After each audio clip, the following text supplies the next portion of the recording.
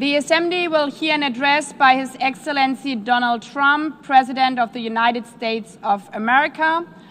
I request protocol to escort His Excellency and invite him to address the Assembly.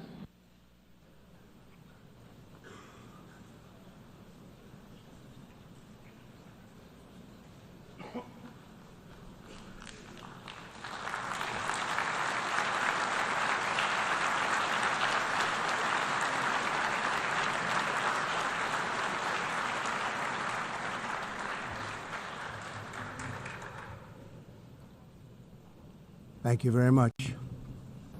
Very much appreciated.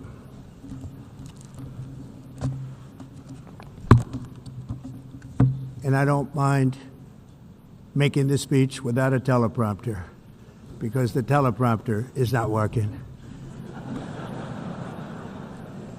I feel very happy to be up here with you nevertheless, and that way you speak more from the heart.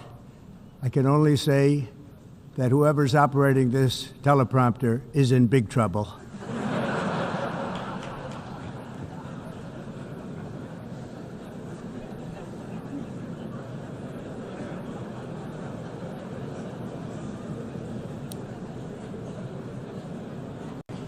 Hello, Madam First Lady. Thank you very much for being here. And Madam President, Mr. Secretary General, First Lady of the United States, distinguished delegates, ambassadors, and world leaders. 6 years have passed since I last stood in this grand hall and addressed a world that was prosperous and at peace in my first term. Since that day, the guns of war have shattered the peace I forged on 2 continents.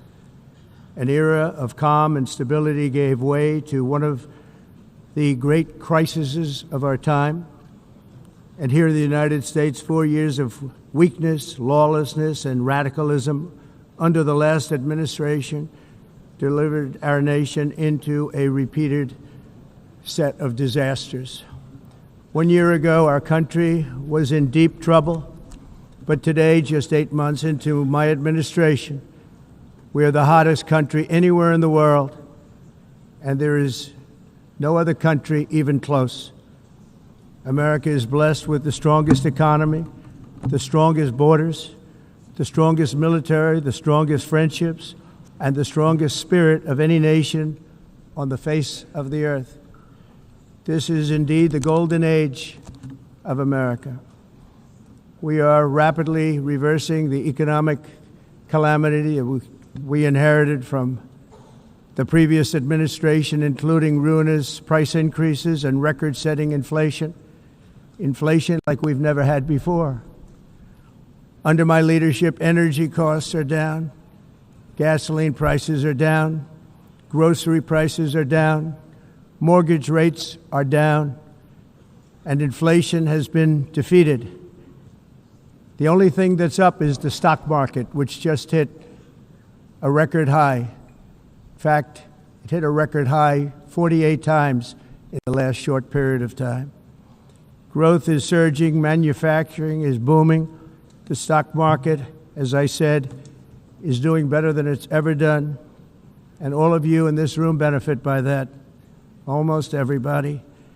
And importantly, workers' wages are rising at the fastest pace in more than 60 years. And that's what it's all about, isn't it? In 4 years of President Biden, we had less than $1 trillion of new investment into the United States. In just 8 months since I took office, we have secured commitments and money already paid for $17 trillion.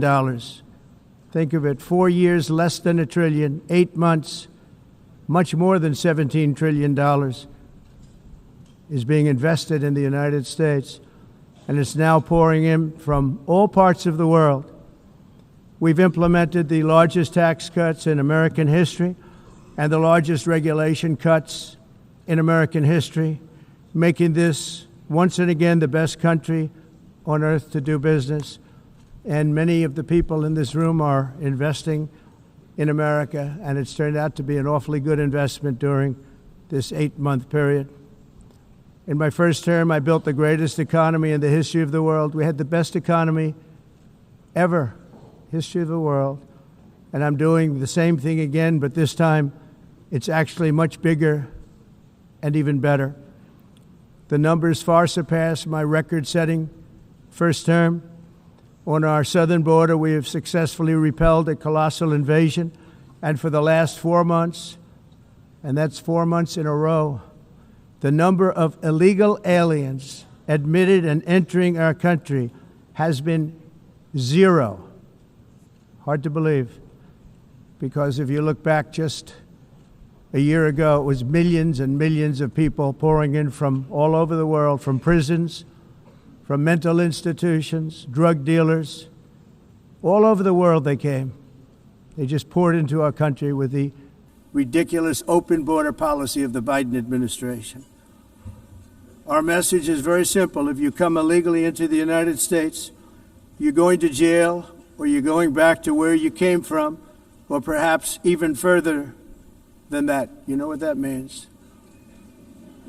I want to thank the country of El Salvador for the successful and professional job they've done in receiving and jailing so many criminals that entered our country. And it was under the previous administration that the number became record-setting, and they're all being taken out. We have no choice. And other countries have no choice, because other countries are in the exact same situation with immigration. It's destroying your country, and you have to do something about it. On the world stage, America is respected again like it has never been respected before. You think about 2 years ago, 3 years ago, 4 years ago, or 1 year ago, we were a laughingstock all over the world. At the NATO summit in June, virtually all NATO members formally committed to increase defense spending at my request from 2% to 5% of GDP, making our alliance far stronger and more powerful than it was ever before. In May, I traveled to the Middle East to visit my friends and rebuild our partnerships in the Gulf and those valued relationships with Saudi Arabia, Qatar, and the UAE and other countries are now, I believe, closer than ever before. My administration has negotiated one historic trade deal after another, including with the United Kingdom, the European Union, Japan, South Korea, Vietnam, Indonesia, the Philippines, Malaysia, and many, many others. Likewise, in a period of just 7 months, I have ended 7 unendable wars. They said they were unendable. You're never going to get them solved. Some were going for 31 years, 2 of them, 31, think of it, 31 years. One was 36 years. One was 28 years. I ended 7 wars. And in all cases, they were raging with countless thousands of people being killed. This includes Cambodia and Thailand, Kosovo and Serbia, the Congo and Rwanda, a vicious, violent war that was, Pakistan and India, Israel and Iran, Egypt and Ethiopia, and Armenia and Azerbaijan. It included all of them. No president or prime minister, and for that matter, no other country has ever done anything close to that. And I did it in just 7 months. It's never happened before. There's never been anything like that. I'm very honored to have done it. It's too bad that I had to do these things instead of the United Nations doing them. And sadly, in all cases, the United Nations did not even try to help in any of them. I ended 7 wars, dealt with the leaders of each and every one of these countries, and never even received a phone call from the United Nations offering to help in finalizing the deal. All I got from the United Nations was an escalator that on the way up stopped right in the middle. If the First Lady wasn't in great shape, she would have fallen. But she's in great shape. We're both in good shape. We both stood. And then a teleprompter that didn't work. These are the two things I got from the United Nations, a bad escalator and a bad teleprompter. Thank you very much. And by the way, it's working now. It just went on. Thank you. I think I should just do it the other way. It's easier. Thank you very much. I didn't think of it at the time because I was too busy working to save millions of lives. That is the saving and stopping of these wars. But later I realized that the United Nations wasn't there for us. They weren't there. I thought of it really after the fact, not during these negotiations, which were not easy. That being the case, what is the purpose of the United Nations? The UN has such tremendous potential. I've always said it. It has such tremendous, tremendous potential, but it's not even coming close to living up to that potential. For the most part, at least for now, all they seem to do is write a really strongly worded letter and then never follow that letter up. It's empty words, and empty words don't solve war. The only thing that solves war and wars is action. Now, after ending all of these wars and also earlier negotiating the Abraham Accords, which is a very big thing for which our country received no credit, never receives credit. Everyone says that I should get the Nobel Peace Prize for each one of these achievements. But for me, the real prize will be the sons and daughters who live to grow up with their mothers and fathers, because millions of people are no longer being killed in endless and unglorious wars. What I care about is not winning prizes, it's saving lives. We saved millions and millions of lives with the 7 wars. And we have others that we're working on, and you know that. Many years ago, a very successful real estate developer in New York, known as Donald J. Trump, I bid on the renovation and rebuilding of this very United Nations complex. I remember it so well. I said at the time that I would do it for $500 million, rebuilding everything. It would be beautiful. I used to talk about, I'm going to give you marble floors. They're going to give you terrazzo. I'm going to give you the best of everything. You're going to have mahogany walls. They're going to give you plastic.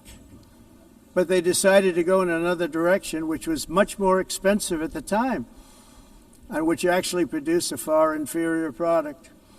And I realized that they did not know what they were doing when it came to construction, and that their building concepts were so wrong, and the product that they were proposing to build was so bad and so costly. It was going to cost them a fortune. And I said, and wait till you see the overruns.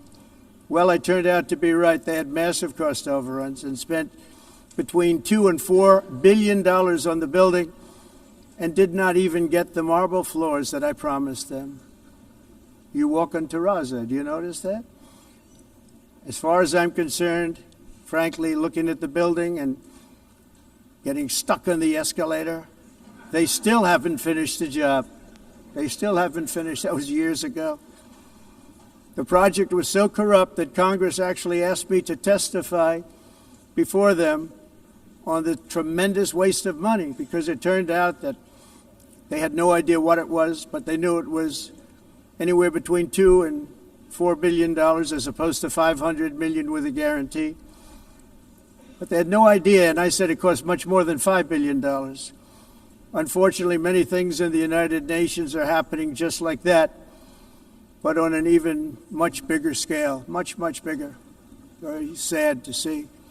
Whether the UN can manage to play a productive role, I've come here today to offer the hand of American leadership and friendship to any nation in this assembly that is willing to join us in forging a safer, more prosperous world.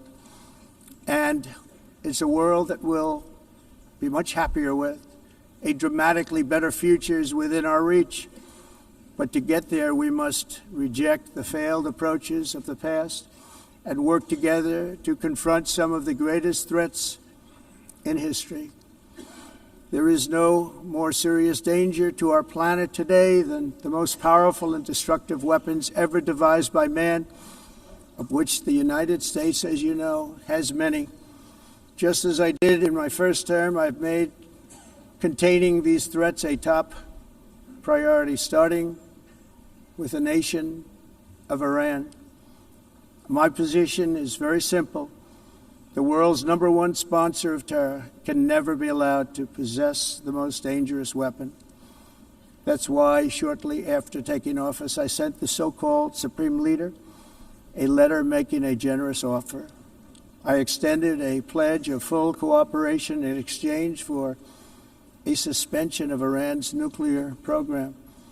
The regime's answer was to continue their constant threats to their neighbors and U.S. interests throughout the region and some great countries that are right nearby. Today, many of Iran's former military commanders, in fact, I can say almost all of them, are no longer with us. They're dead.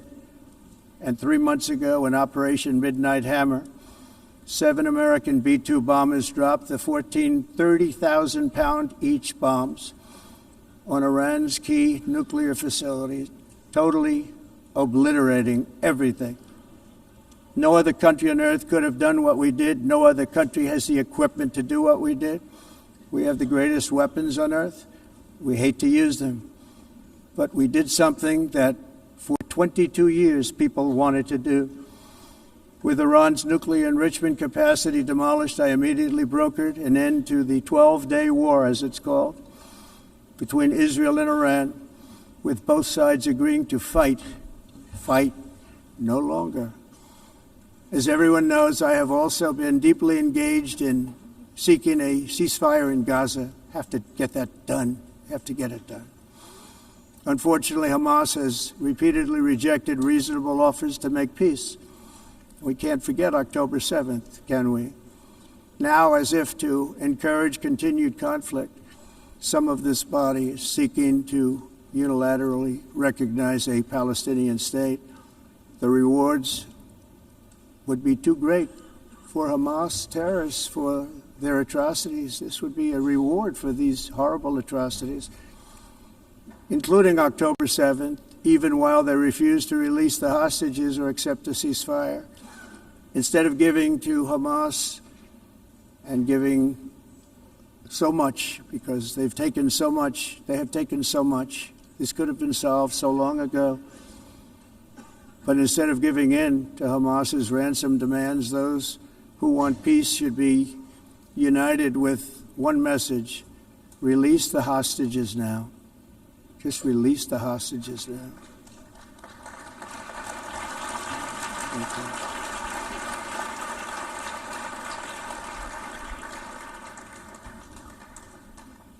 Thank you. As we have got to come together, and we will come together, got to get it done. We have to stop the war in Gaza immediately. We have to stop it. We have to get it done. We have to negotiate, immediately have to negotiate peace. We got to get the hostages back. We want all 20 back.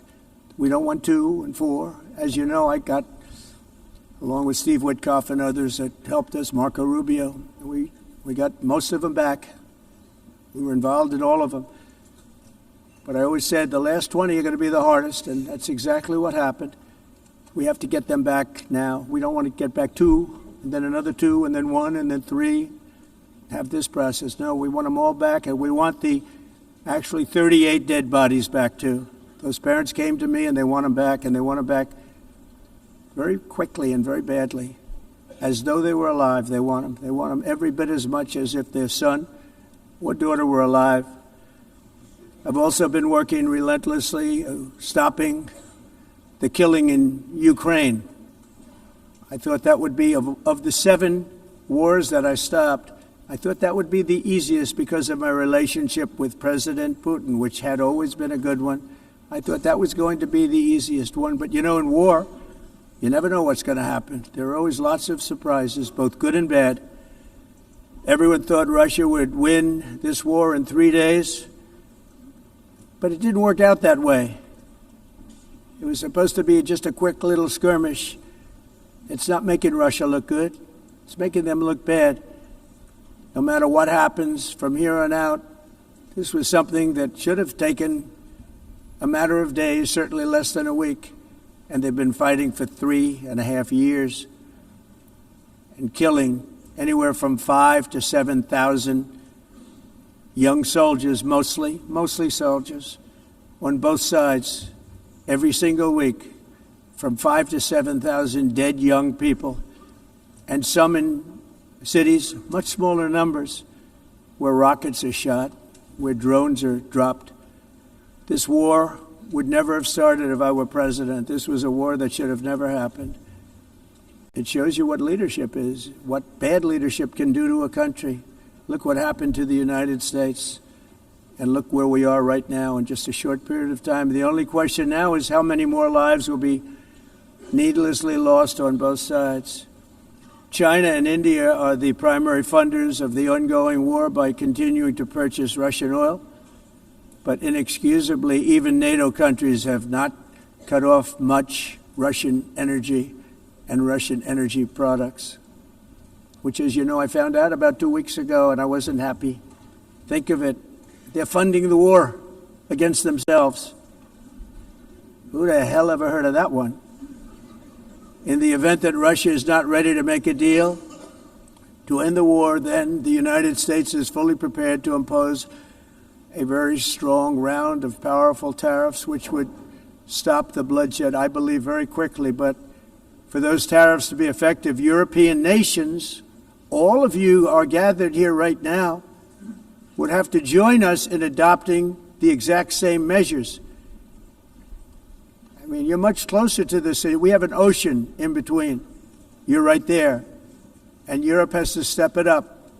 They can't be doing what they're doing. They're buying oil and gas from Russia while they're fighting Russia. It's embarrassing to them, and it was very embarrassing to them when I found out about it, I can tell you that. But they have to immediately cease all energy purchases from Russia. Otherwise, we're all wasting a lot of time. So I'm ready to discuss this. We're going to discuss it today with the European nations, all gathered here. I'm sure they're thrilled to hear me speak about it, but that's the way it is. I like to speak my mind and speak the truth. As we seek to reduce the threat of dangerous weapons today, I'm also calling on every nation to join us in ending the development of biological weapons once and for all. And biological is terrible, and nuclear is even beyond, and we include nuclear in that.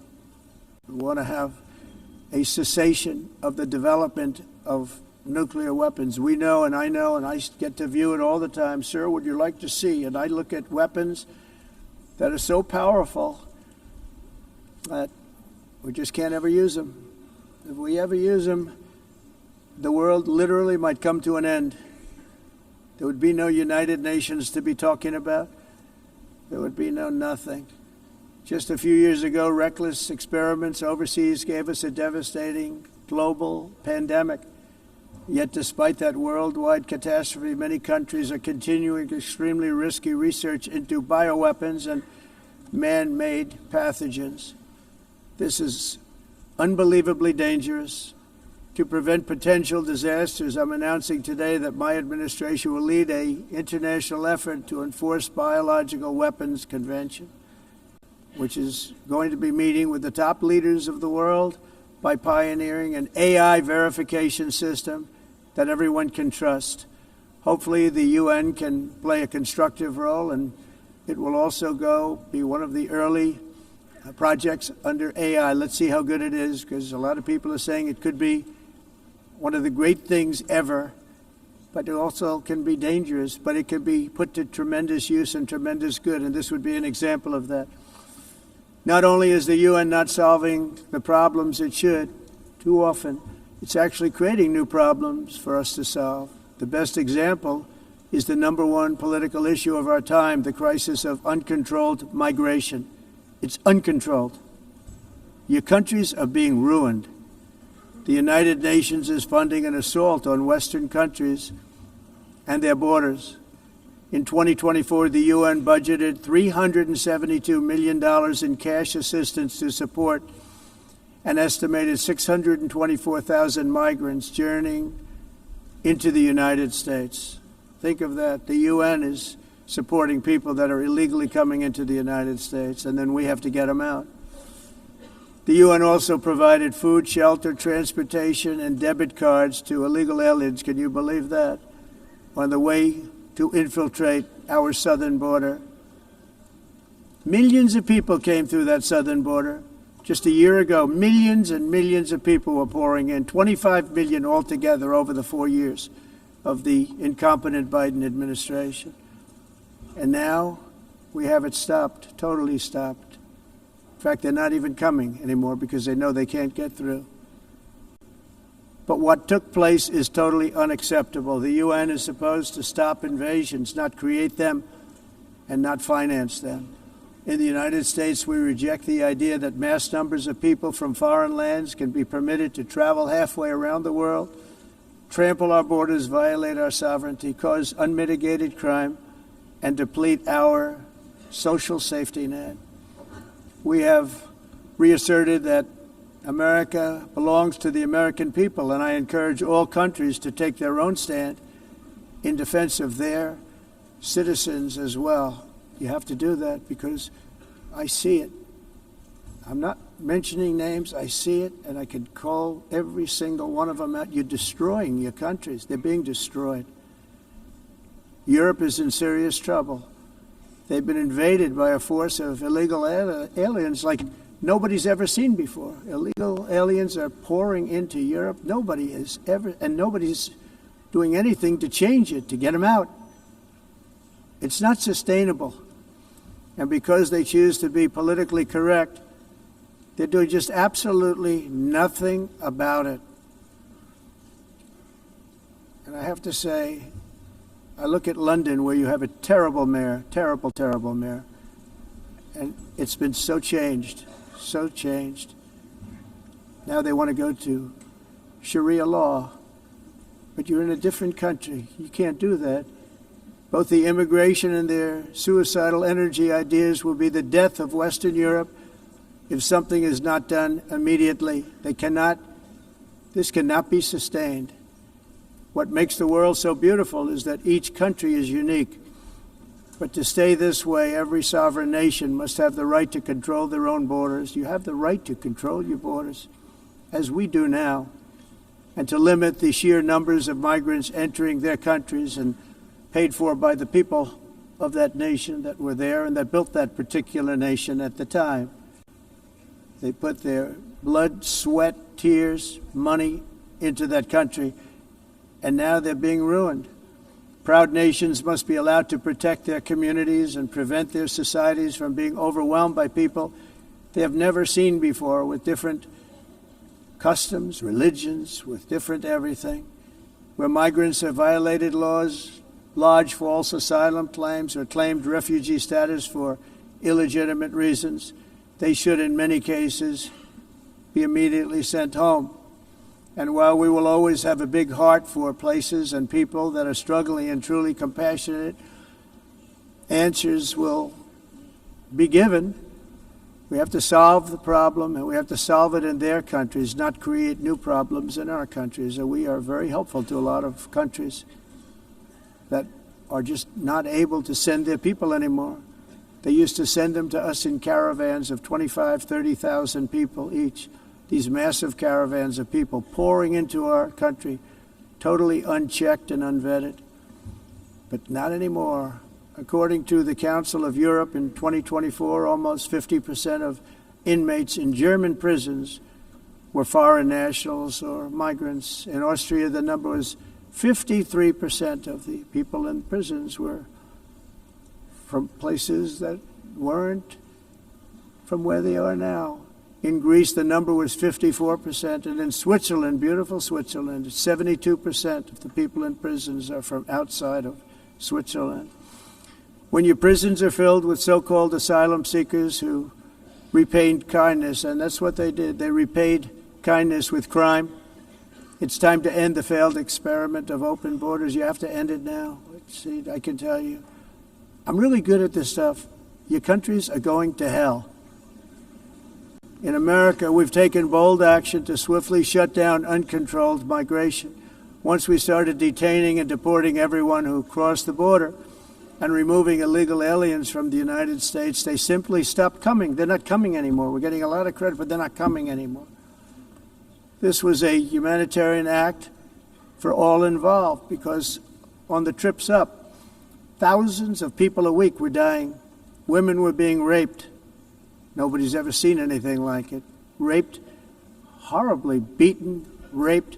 On the trip up, the journey up, it was a long walk. It was a long, arduous journey, indeed.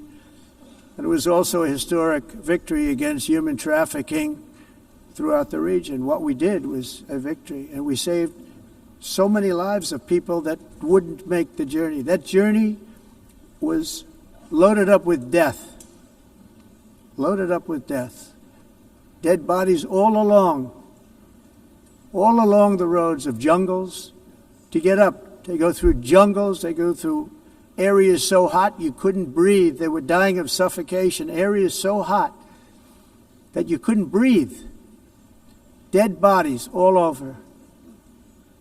By them not coming, we're saving tremendous numbers of lives. My people have done a fantastic job in doing what they did, and the American public agrees with it. I mean, I was very proud to see this morning I have the highest poll numbers I've ever had. Part of it is because of what we've done on the border. I guess the other part is what we've done on the economy.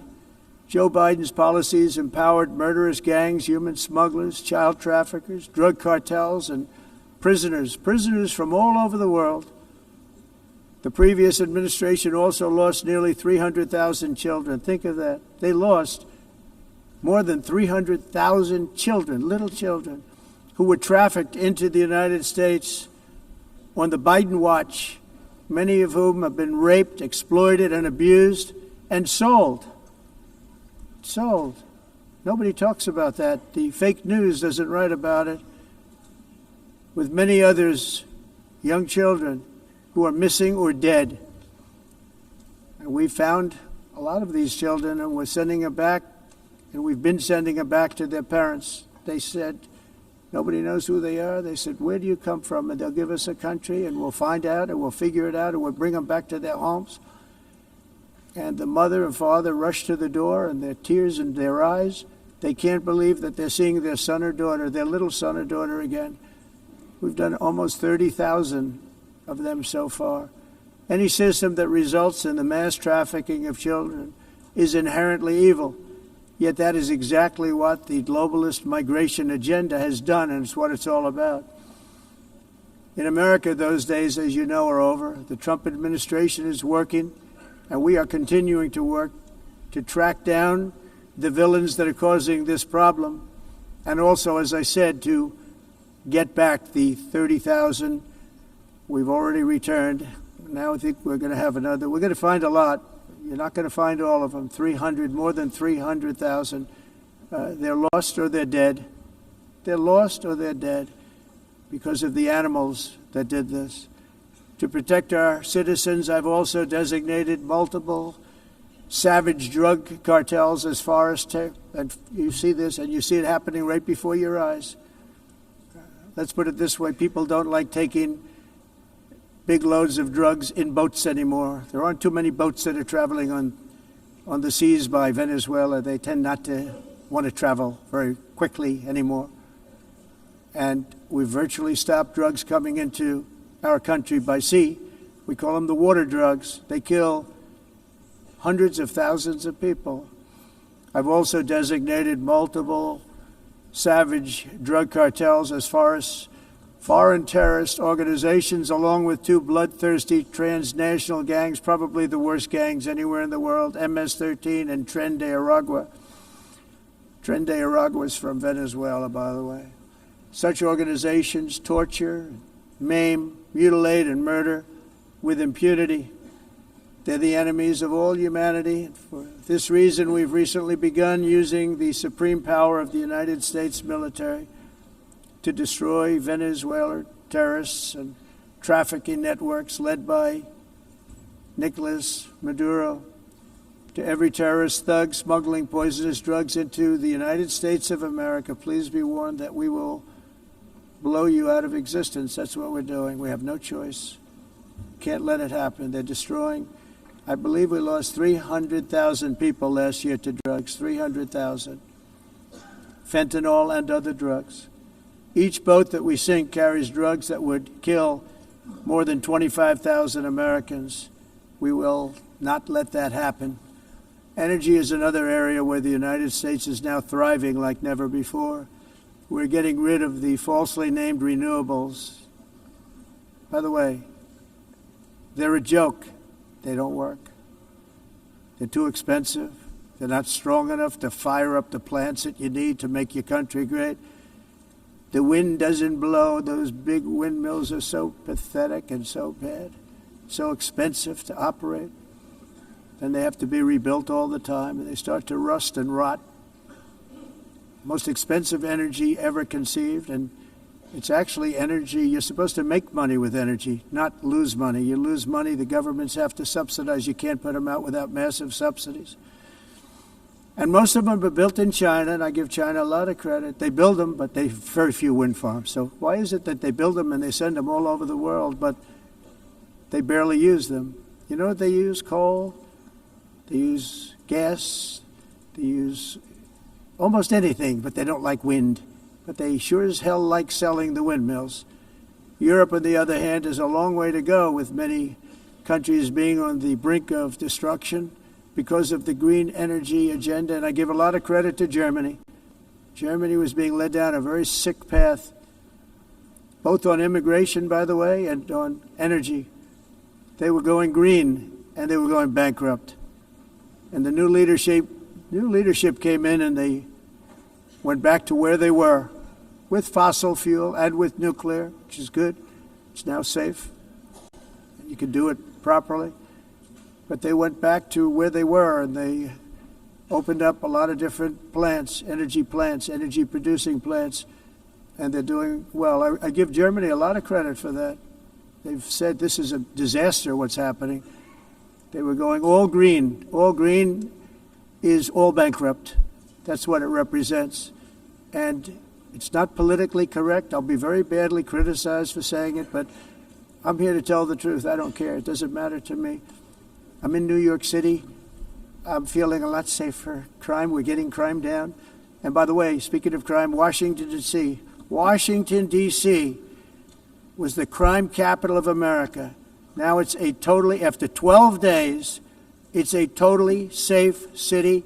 Everyone's going out to dinner. They're going out to restaurants. Your wife can walk down the middle of the street with or without you. Nothing's going to happen. My people have done a fantastic job. And yes, I called in the National Guard, and the National Guard took care of business. And they weren't politically correct, but they took care of business. We got 1,700 career criminals out, brought them back to where they came from, the countries where they came from, or put them in jails. Washington, D.C. is now a totally safe city again, and I welcome you to come. In fact, we'll have dinner together at a local restaurant, and we'll be able to walk. We don't have to go by an armor-plated vehicle. We'll walk right over there from the White House. They've given up their powerful edge, a lot of the countries that we're talking about, in oil and gas, such as essentially closing the great North Sea oil. Oh, the North Sea, I know it so well. Aberdeen was the oil capital of Europe, and there's tremendous oil that hasn't been found in the North Sea. Tremendous oil. And I was with the Prime Minister I respect and like a lot, and I said, you're sitting with the greatest asset. They essentially closed it by making it so highly taxed that no developer, no oil company can go there.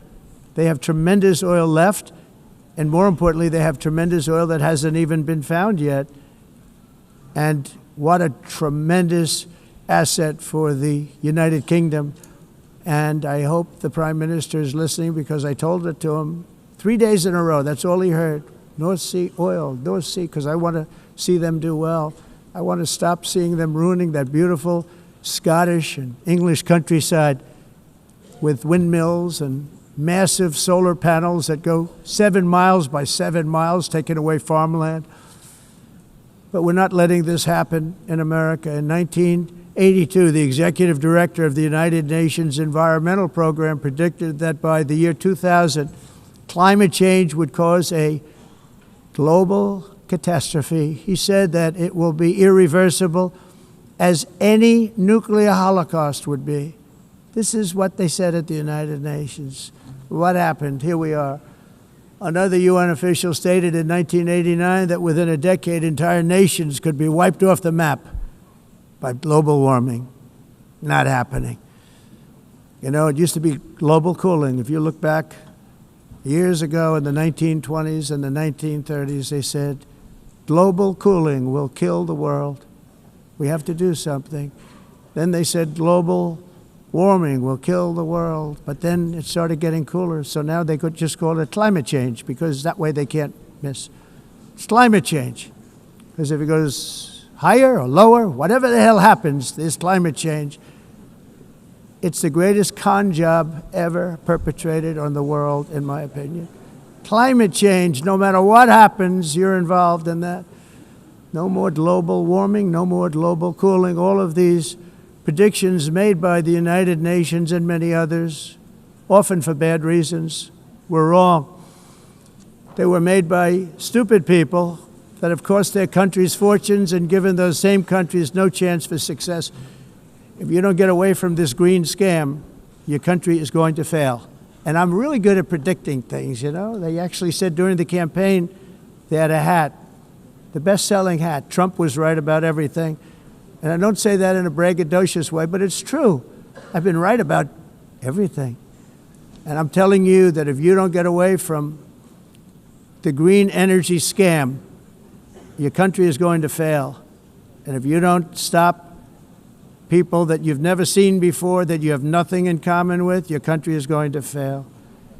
I'm the President of the United States, but I worry about Europe. I love Europe. I love the people of Europe.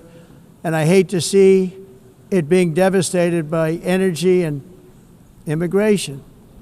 This double-tailed monster destroys everything in its wake, and they cannot let that happen any longer. You're doing it because you want to be nice.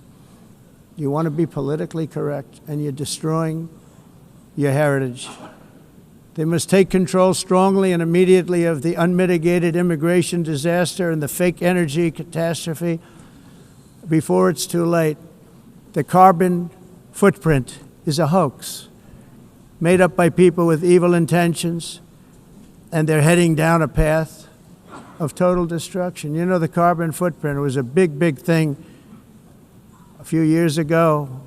I remember hearing about the carbon footprint, and then President Obama would get into Air Force One, a massive Boeing 747, and not a new one, an old one with old engines that spew everything into the atmosphere.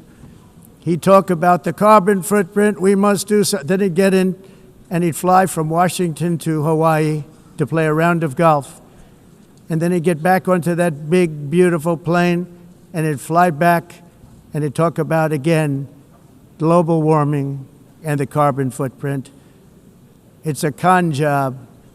At extreme cost and expense, Europe reduced its own carbon footprint by 37%. Think of that.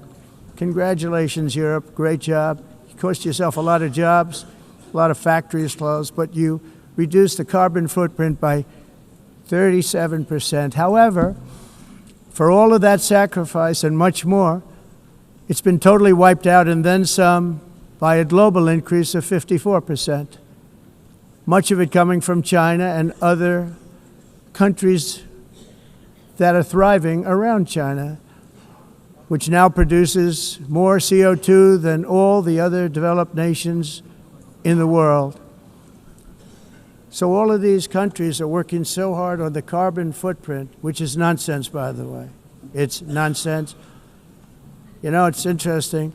In the United States, we have still radicalized environmentalists, and they want the factories to stop. Everything should stop. No more cows. We don't want cows anymore. I guess they want to kill all the cows. They want to do things that are just unbelievable, and you have it too.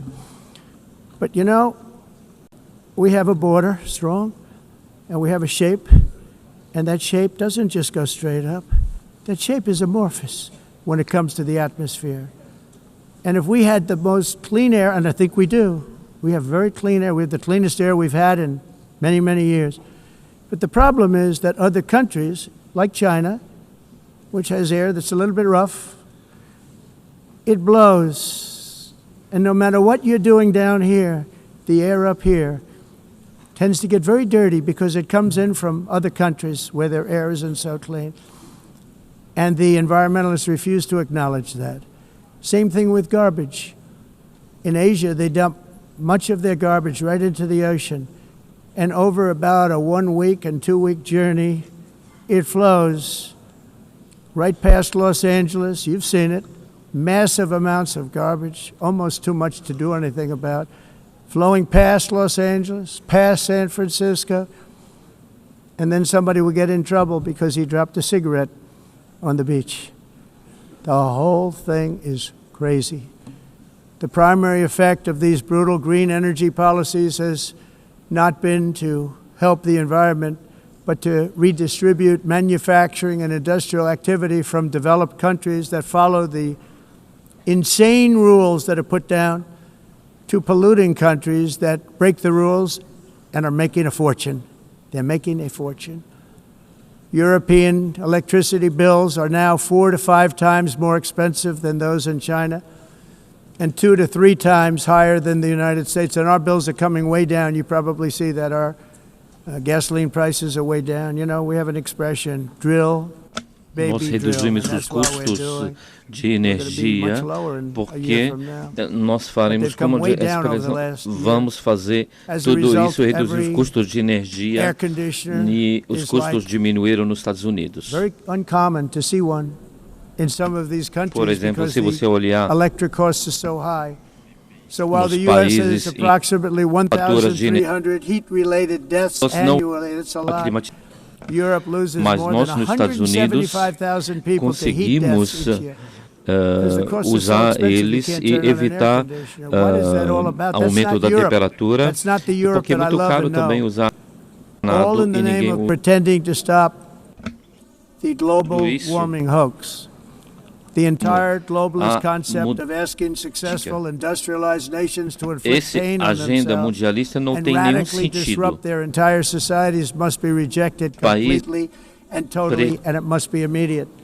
That's why in America I withdrew from the fake Paris Climate Accord, where, by the way, America was paying so much more than every country.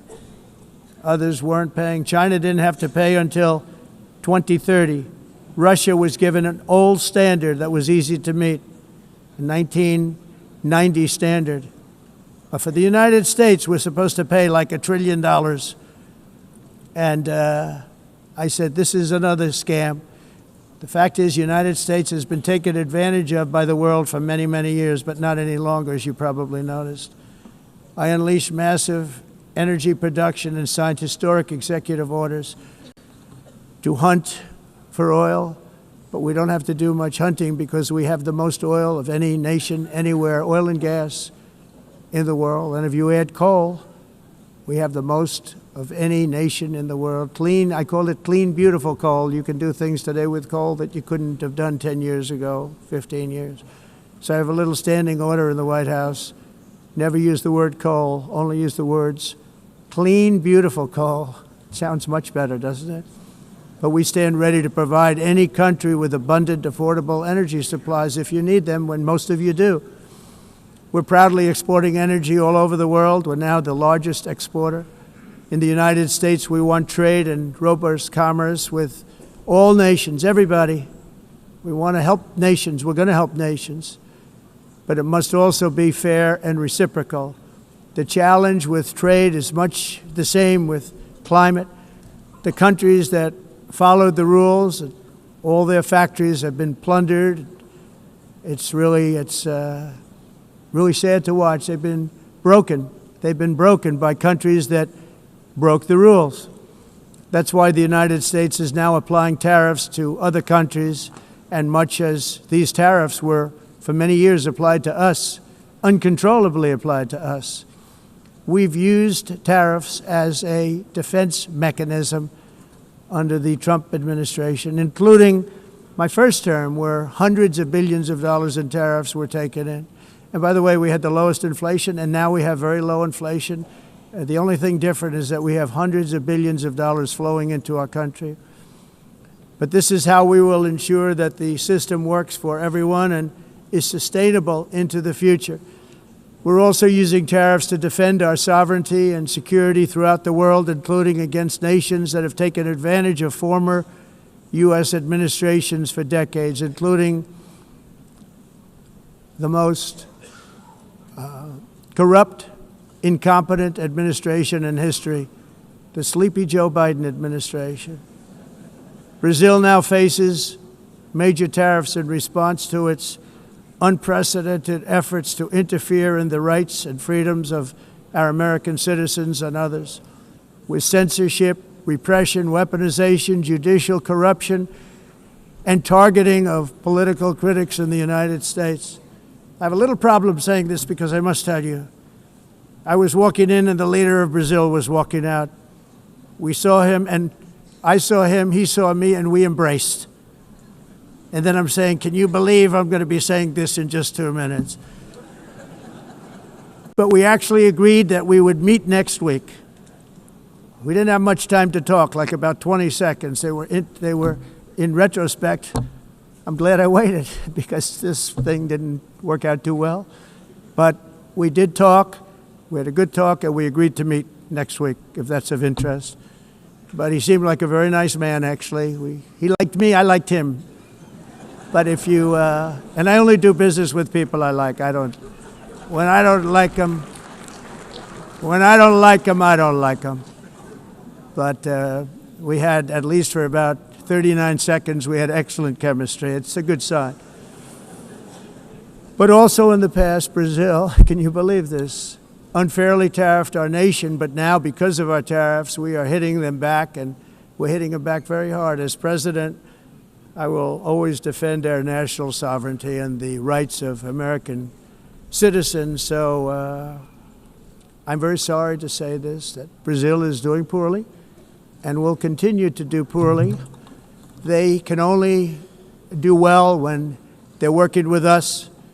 Without us, they will fail, just as others have failed. It's true. Next year, the United States will celebrate the 250th anniversary of our glorious independence, a testament to enduring power and American freedom and spirit.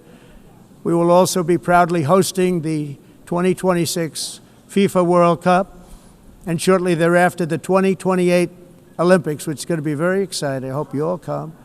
I hope that countless people from all over the globe will take part of these will be great celebrations of liberty and human achievement, and that together we all can rejoice in the miracles of history that began in July 4th, 1776, when we founded the light to all nations. And it's something really that an amazing thing came out of that date. It's called the United States of America. In honor of this momentous anniversary, I hope that all countries who find inspiration in our example will join us in renewing our commitment, values, and those values really that we hold so dear together. Let us defend free speech and free expression. Let us protect religious liberty, including for the most persecuted religion on the planet today. It's called Christianity. And let us safeguard our sovereignty and cherish qualities that have made each of our nations so special, incredible, and extraordinary. In closing, I just want to repeat that immigration and the high cost of so-called green renewable energy is destroying a large part of the free world and a large part of our planet. Countries that cherish freedom are fading fast because of their policies on these two subjects. You need strong borders and traditional energy sources if you are going to be great again. Whether you have come from north or south, east or west, near or far, every leader in this beautiful hall today represents a rich culture, a noble history, and a proud heritage that makes each nation majestic and unique, unlike anything else in human history or any other place on the face of the earth. From London to Lima, from Rome to Athens, from Paris to Seoul, from Cairo to Tokyo and Amsterdam to right here in New York City, we stand on the shoulders of the leaders and legends, generals and giants, heroes and titans who won and built our beloved nations, all of our nations, with their own courage, strength, spirit, and skill. Our ancestors climbed mountains, conquered oceans, crossed deserts, and trekked over wide open plains. They charged into thunderous battles, plunged into grave dangers, and they were soldiers and farmers and workers and warriors and explorers and patriots. They built towns into cities, tribes into kingdoms, ideas into industries, and small islands into mighty empires. You're a part of all of that. They were champions for their people who never gave up and who never, ever gave in. Their values defined our national identities. Their visions forged our magnificent destiny. Everybody in this room is a part of it in your own way. Each of us inherits the deeds and the myths, the triumphs, the legacies of our own heroes and founders who so bravely showed us the way. Our ancestors gave everything for homelands that they defended with pride, with sweat, with blood, with life, and with death. Now the righteous task of protecting the nations that they built belongs to each and every one of us. So together let us uphold our sacred duty to our people and to our citizens. Let us protect their borders, ensure their safety, preserve their cultures, treasure, and traditions, and fight, fight, fight for their precious dreams and their cherished freedoms. And in friendship and really a beautiful vision, let us all work together to build a bright, beautiful planet, a planet that we all share, a planet of peace and a world that is richer, better, and more beautiful than ever before. That can happen. It will happen. It will happen, and I hope it can happen and start right now, right at this moment. We'll turn it around. We're going to make our countries better, safer, more beautiful. We're going to take care of our people. Thank you very much. It's been an honor. God bless the nations of the world. Thank you very much. Bye.